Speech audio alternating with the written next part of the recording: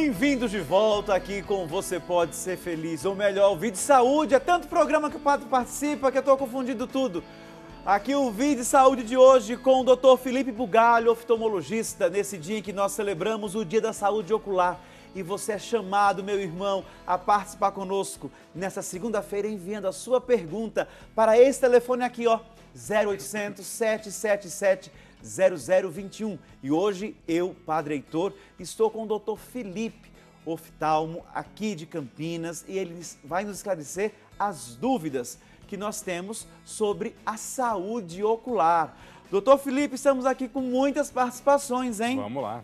Muita gente aqui ligando, participando e perguntando. Olha só, temos uma pergunta lá de Manuel Ribas, do Paraná, a Diva Menck.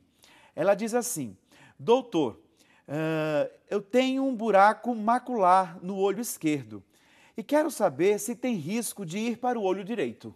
Excelente pergunta, Diva. O buraco macular é um buraco na parte central, naquela região que a gente falou agora há pouco que era tão nobre, né, que é a mácula. É uma doença muito grave que exige tratamento e esse tratamento é cirúrgico, tá? Hoje a gente sabe que cerca de 20% dos buracos maculares são bilaterais, tá? Então a senhora tem 80% de chance de não ter no outro olho, mas tem 20% de chance de ter. E o único tratamento disponível para isso hoje é a cirurgia de retina. Cirurgia. Doutor, aqui tem a Olídia, ela é de Campinas e ela até pode ir ao seu consultório, né, fazer uma avaliação. Olha aí, dona Olídia, procura o doutor Felipe, hein? Olha só, daqui a pouco a gente vai dar o contato dele para você ir lá.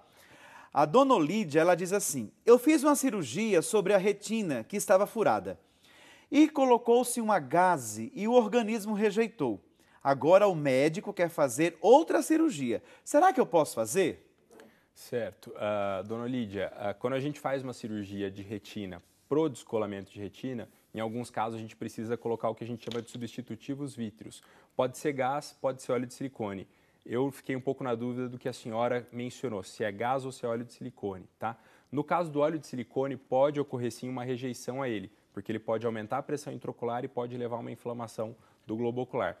Caso isso aconteça, a gente precisa retirar de maneira precoce esse óleo de silicone sim, tá? Então, se seu médico indicou, provavelmente é porque essa é a conduta correta. Doutor, estão chegando várias perguntas aqui com o mesmo tema, que o Gilson ele já abordou. O Gilson é de Campinas, ele também pode ser um futuro paciente seu, que beleza, né?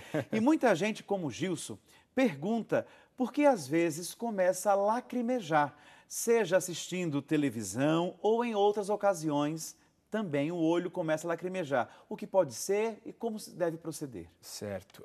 Tem um estudo epidemiológico muito grande dos Estados Unidos que mostrou que a principal causa, uma das principais causas de procura de atendimento oftalmológico é justamente o olho seco. E a manifestação do olho seco é essa: é lacrimejamento, é não conseguir ficar muito tempo olhando para a TV, para o computador, tá? E quando a gente está utilizando a TV ou o computador, a gente basicamente esquece de piscar. Tá? Então a gente pisca aí normalmente a cada 2, 3 segundos, quando está na frente da TV, às vezes pisca a cada 10, e aí o olho vai ficando seco, machuca o olho, lacrimeja e tem esse incômodo. Então basicamente no teu caso é lembrar de piscar e usar um lubrificante que precisa ser prescrito pelo seu médico. Esse lubrificante seria um colírio, doutor? Seria um colírio. A gente tem ele na forma de colírio e tem também na forma de gel, né, que a gente usa principalmente à noite no tratamento do olho seco moderado a grave, tá? Mas no geral é colírio. Certo. Doutor, a gente fala muito em miopia, mas muita gente não compreende o que é a miopia e o tratamento que pode ser realizado para amenizar e combater. A Sônia, ela levanta essa questão. A Sônia Luzia, ela é de Cáceres, no Mato Grosso, e ela pergunta: doutor Felipe, miopia tem tratamento? Certo. Bom, Sônia, a gente vê a miopia basicamente de duas formas. A gente tem a miopia simples, que é aquela que tem até 6 graus, e tem a miopia patológica, que é aquela que nunca para de crescer. O paciente vai ter a miopia crescendo para o resto da vida, tá? E o que é a miopia? O olho do míope é um olho muito forte, eu explico isso no consultório, né? Então, quando a gente tem um raio de luz que entra dentro do olho, esse raio de luz tem que chegar na retina. No caso do míope, esse olho é tão forte que o raio de luz converge e forma antes da retina, forma na frente da retina, tá? Então, só a título de curiosidade, em inglês miopia é nearsighted, né? Então é o paciente que enxerga bem de perto, justamente porque essa imagem está sendo formada antes da retina. Quando a gente coloca um óculos para tratamento da miopia, o que a gente está fazendo é deixar esse olho um pouquinho mais fraco para tentar jogar a imagem lá na retina. Então, esse é o tratamento padrão da miopia. Nesses casos de miopia patológica, que o olho não para de crescer, que a miopia não para de aumentar, a gente tem à disposição um colírio que chama atropina, que a gente pode usar. No entanto, esse colírio ainda está sendo estudado, a gente sabe que reduz a progressão da doença, mas a gente não sabe os efeitos a longo prazo. Então, a gente tem um pouco de cautela ainda no uso dele. Doutor, cirurgia seria um tratamento para a miopia indicado? Com certeza. A gente tem hoje à disposição cirurgia laser para correção da miopia, que é o PRK e o LASIK. É uma cirurgia muito rápida, tranquila. O paciente muitas vezes já sai da cirurgia enxergando. É até emocionante porque alguns pacientes saem chorando. A gente fala, não, por favor, não chora agora, chora depois. Porque o resultado é muito bom, né? Mas a gente não consegue corrigir toda a miopia em alguns casos. Por exemplo, o paciente que tem 20 de miopia, não vou conseguir corrigir esses 20 graus. Agora, um paciente que tem 4, 5, 6 graus, eventualmente a gente consegue corrigir todo o grau e o paciente fica feliz da vida. Doutor, o Sistema Único de Saúde, né, que é o nosso sistema aqui no nosso país, ele tem essa abertura para cirurgias de miopia para o povo brasileiro? Padre, infelizmente não, tá? Existem alguns casos selecionados que geralmente estão dentro de protocolos de pesquisa em que o paciente consegue fazer essa cirurgia. O aparelho da cirurgia é muito caro, né? E o Sistema Único de Saúde não vê isso como uma forma boa de alocar recurso, já que tem o óculos para corrigir a lente de contato, que é muito mais barato, né? Então, infelizmente, esse recurso não está disponível no SUS, com exceção desses protocolos de pesquisa, que não é qualquer paciente que consegue chegar para fazer. Mesmo para aqueles pacientes que têm um grau de miopia mais de 6, como o senhor falou que é progressivo? Mesmo para esses casos. Infelizmente, não está disponível no SUS. Quem sabe num futuro. Doutor, miopia, ela é hereditária ou ela pode ser adquirida? Perfeito. Antigamente, no dia a dia, o ser humano ele precisava caçar, ele precisava ter uma visão boa para longe. Hoje em dia, a gente usa computador, a gente usa tablet, a gente fica na televisão, a gente está sempre lendo de perto. O que acontece? Esse estímulo para a visão de perto acaba acarretando uma miopia, tá? Então, hoje a gente tem uma epidemia de miopia. Cada vez mais nós diagnosticamos miopia no consultório. Isso, um dos motivos é justamente a gente estar sempre aqui de perto, olhando, tá? Então, é uma doença que talvez seja a doença do século. Então, ela é uma coisa, podemos dizer que adquirida, né? Sim, sim, perfeito. E você comentou sobre a parte genética. A miopia patológica tem sim uma correlação genética, né? A gente tem uma hereditariedade bem documentada. É muito comum o paciente chegar no consultório, chega a mãe, o pai, o filho, a irmã, todo mundo junto ali, todo mundo com óculos de miopia, tá? Então tem sim essa predisposição genética. Olha aí, então vamos cuidar. Lá de Muriaé, em Minas Gerais, doutor, a Gislanda de Oliveira, ela quer saber se é perigoso não fazer a cirurgia de cataratas. Olha aí, doutor. Excelente pergunta. Essa é a dúvida de muitos pacientes que chegam para a gente, tanto no consultório como no SUS, tá? A catarata é um processo degenerativo, então ela vai evoluir ano a ano. A gente gosta de operar a catarata quando ela está madura, quando ela não está tão dura, tá? Quando chega uma catarata muito dura para a gente, a cirurgia tem mais riscos. Torna-se uma cirurgia um pouquinho mais complicada, tem risco da córnea, que é o vidrinho do relógio, opacificar depois da cirurgia e não voltar, precisar depois de um transplante de córnea, tá? Então, não demore muito a operar sua catarata. Se já tem catarata, se já foi indicado pelo seu médico, esse é o momento de fazer a cirurgia. Olha aí, doutor Felipe esclarecendo para nós várias perguntas. E você? Você tem alguma dificuldade com doenças oculares? Você tem alguma dúvida sobre doenças oculares? Então aproveite hoje aqui, nesse dia em que nós temos esse especialista, doutor Felipe Bugalho, que está conosco no Vide Saúde. Mande sua pergunta para cá, 0800 777 0021, porque tem mais gente querendo perguntar aqui. Doutor, o senhor falou em transplante de córnea, né? No Brasil, essa prática, ela tem aumentado? Como que é a situação dos transplantes de córnea? Perfeito. No Brasil, a gente tem alguns hospitais de referência na América Latina e no mundo para transplante de córnea, tá? Aqui pertinho tem o Banco de Olhos de Sorocaba, que é uma referência mundial. É uma cirurgia que tem aumentado, a técnica cirúrgica tem evoluído. Antigamente, a gente só tinha uma técnica, que era a ceratoplastia penetrante. A gente basicamente tirava toda a córnea e colocava uma nova no lugar. Hoje em dia não, hoje em dia a gente consegue transplantar uma lamela só da córnea. A gente pode colocar lá só a parte anterior de uma córnea, a gente consegue colocar só uma parte posterior dessa córnea doada. Então, isso é muito importante, a gente tem que ser doador, tá? É uma coisa que ajuda muito.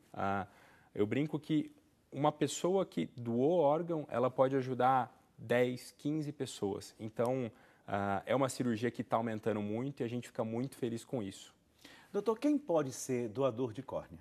A gente tem uma lista enorme de contraindicações, né? As principais contraindicações são doenças infecciosas, como as hepatites, o HIV, né? Que é a AIDS. A gente tem também os tumores, o paciente que está com um câncer ativo, seja no olho ou seja um câncer hematogênico, né? no sangue, esse paciente não pode ser doador, tá? Ele, infelizmente, não vai poder doar a córnea para outro paciente. Agora, quase todo o restante da população pode ser doador. Então, importantíssimo. Independente de idade? Independente de idade, tá? A gente tenta selecionar um paciente, um receptor de córnea, próximo da idade do doador, né? Então, paciente de 15 anos, a gente tenta doar uma córnea aproximadamente dessa idade, com uma contagem de células boas. A gente consegue, a hora que recebe uma córnea de um doador, a gente consegue avaliar a qualidade dessa córnea através de alguns exames. E é em cima disso que a gente indica a córnea para um ou para outro. Olha, então, fica a dica, hein? Todos nós podemos ser doadores de córnea. É um órgão que facilita, não é? E todos nós podemos. Todos nós, quase todos nós. Quase todos. Quase todos. Boa correção, doutor. E tem mais gente aqui, ó. Lá do Paraná, mais uma pergunta de São Pedro do Paraná. É da Sebastiana da Silveira Gurson. Ela diz assim: doutor, tem uma lista branca que está aumentando conforme o tempo e o médico do posto de saúde disse que é normal pela idade. Gostaria de saber se é normal. Certo. Ela enxerga uma lista branca, né? Eu precisaria saber onde que é essa lista branca, tá? Agora, o que a gente vê de maneira comum é o famoso arco senil. No vidrinho do relógio começa a aparecer uma lista circular. Isso chama arco senil, isso é uma alteração benigna, tá? Isso não vai levar a nenhum mal à visão da senhora. Então pode ficar tranquila, tá? Agora, se não for isso, procure um médico oftalmologista para ele orientar a senhora melhor, tá bom? Então, doutor, nós vamos fazer uma paradinha aqui que eu vou aqui dar um recadinho e volto já, tá bom? E aí, você que está em casa, nós temos aqui o Dr. Felipe Bugalho, ele está esclarecendo para nós tudo aquilo sobre doenças oculares. E você que tem alguma dúvida, pega o telefone 0800 777 0021 e liga, pergunta, faça sua participação, porque a sua dúvida pode ser a dúvida de muita gente e você pode nos ajudar a esclarecer algo que faça bem para a vida do outro. Olha só, mas o que eu quero falar para você agora é sobre este livro. Esse livro do padre Eduardo Doughet, lançamento aqui na Rede Século XXI. Esse livro, A Palavra de Deus no Seu Dia a Dia, é um livro do nosso querido padre Eduardo, que nos ajuda a degustar a Palavra de Deus no nosso cotidiano. Que maravilha! Padre Eduardo, sensível à nossa necessidade de consumir a Palavra, de ruminar a Palavra, ele nos dá várias indicações aqui nesse material para nós colocarmos a Palavra de Deus no nosso cotidiano. Esse livro, ele é primeira edição, lançamento aqui pela Rede Século XXI e você pode adquirir através do telefone 0800 777 0021.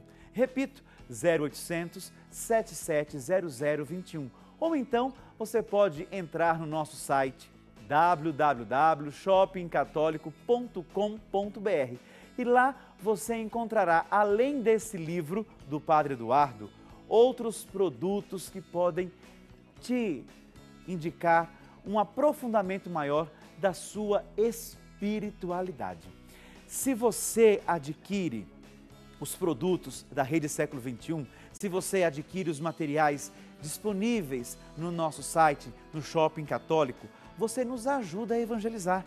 É através da sua aquisição, é através da sua participação que nós conseguimos levar programas como estes até a sua casa, a fim de que você possa crescer no seu conhecimento em relação a tantas coisas, inclusive a saúde. Sim, porque São Paulo nos diz que o nosso corpo é templo do Espírito Santo e para que o Espírito Santo esteja bem acomodado, precisamos cuidar do nosso corpo. E hoje o nosso tema é saúde ocular. Você tem alguma dúvida? Então liga para nós, a fim de que nós possamos, juntos com o Dr. Felipe Bugalho, esclarecer a sua questão. Mas olha, enquanto você liga, eu vou fazer um breve intervalo e nós voltamos em instantes. Não sai daí.